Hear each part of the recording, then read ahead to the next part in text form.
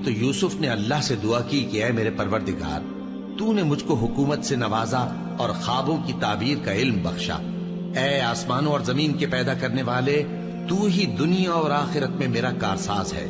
تو مجھے دنیا سے اپنی اطاعت کی حالت میں اٹھائیو اور آخرت میں اپنے نیک بندوں میں داخل کیجو۔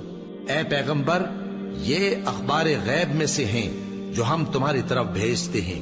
اور جب برادران یوسف نے اپنی بات پر اتفاق کیا تھا اور وہ فریب کر رہے تھے تو تم ان کے پاس تو نہ تھے، اور بہت سے آدمی گو تم کتنی خواہش کرو ایمان لانے والے نہیں ہیں، اور تم ان سے اس خیر خواہی کا کچھ صلہ بھی تو نہیں مانگتے۔